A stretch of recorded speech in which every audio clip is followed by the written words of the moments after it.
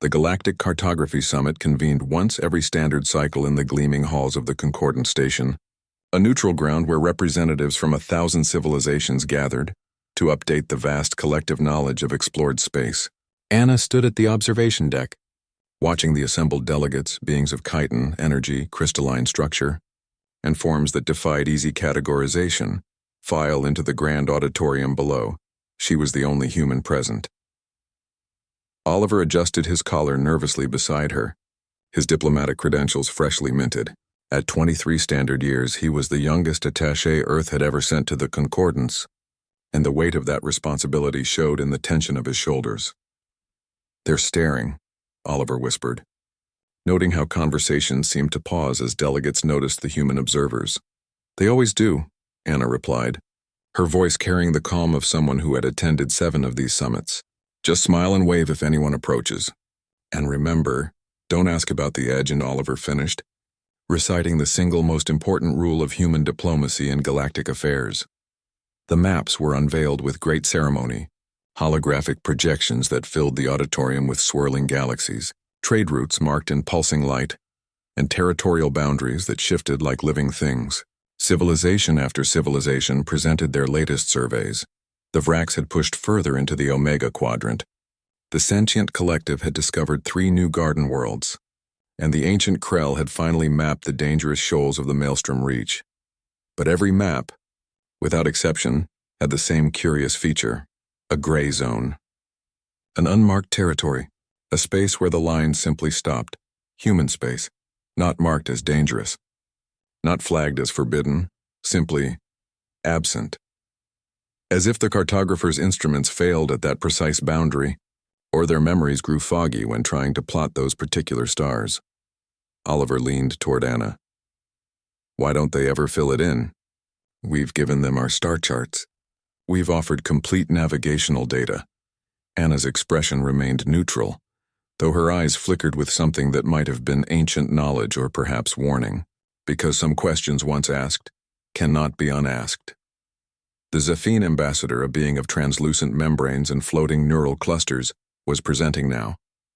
Its voice resonated through translation matrices, describing newly charted nebulae and resource-rich asteroids. But when its projection reached the edge of human space, the ambassador paused. The neural clusters flickered with what the translation matrix rendered as uncertainty. "And here," the Zephine said carefully, "the survey naturally concludes. The adjacent regions are adequately documented by their inhabitants." No one asked why the Zephine hadn't surveyed closer. No one wondered aloud why their long-range sensors, capable of piercing the hearts of dying stars, seemed incapable of penetrating a few light-years of ordinary space.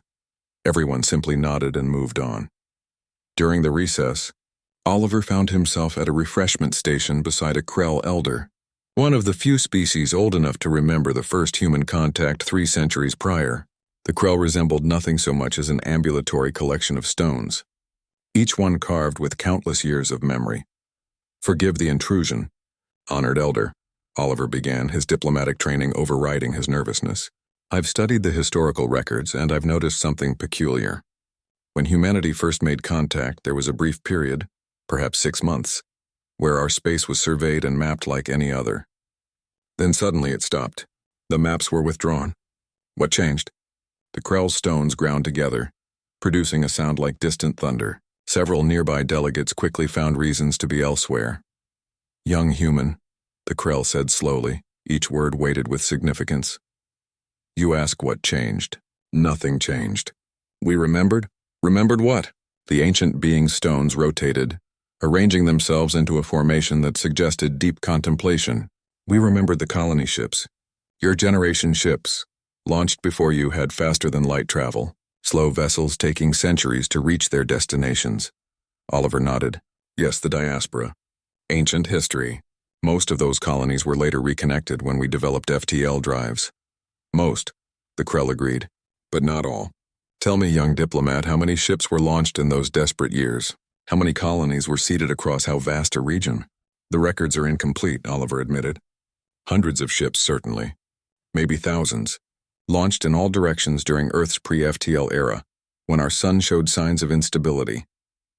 And how many have you found? The question hung in the air like a blade. Oliver's mouth went dry.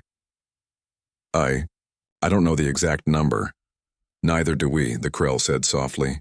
And that, young human, is why the maps end at your borders. Because 300 years ago, the Vrax Dominion, in the days before the Concordance when they were still expanding through conquest, sent a war fleet toward what they thought was an isolated human colony. Just one small world on what they believed was humanity's frontier. The Krell's stones shuddered with what might have been ancient fear. The fleet was destroyed in 17 minutes, not by the colony they'd targeted. That colony was indeed small and new. It was destroyed by 3 other human settlements the Vrax hadn't known existed. Settlements that had been silent, watching, waiting, and behind those 3, sensors detected 17 more colonies battle-ready. Oliver felt ice forming in his veins. The Vrax retreated and analyzed their data. They tried to extrapolate the full extent of human settlement based on the colonies they'd detected. But every model they created was wrong, because for every colony they found, there were others they didn't. Hidden. Quiet. Your generation ships didn't just spread humanity across the stars, young Oliver. They made your species impossible to map. Anna had appeared beside them, silent as a ghost. Elder Krell, she said softly, you honor us with remembered history. I honor the Concordance, the Krell corrected, by remembering why your species was invited to join it, why you were given a seat at the council despite being relative newcomers, why no fleet has ever crossed your borders uninvited. The stones rearranged once more, forming something that might have been a diplomatic bow. Because the galaxy learned a simple truth. Humanity seeded the stars long before achieving starflight. You sent your children out in all directions, slow and vulnerable, hoping some would survive, and they did. But we don't know how many, and neither, I suspect, do you. Oliver looked at Anna, seeing her properly for the first time. Not just a diplomatic observer, but a guardian of a secret that wasn't quite a secret. How many? He whispered. How many colonies are really out there? Anna's smile was kind but carried the weight of countless silent worlds. Enough, she said simply. Always enough. The summit resumed and the maps were finalized. The gray zone remained unchanged, a blank space on the galactic charts where humanity supposedly lived. But Oliver understood now that it wasn't ignorance that kept it blank.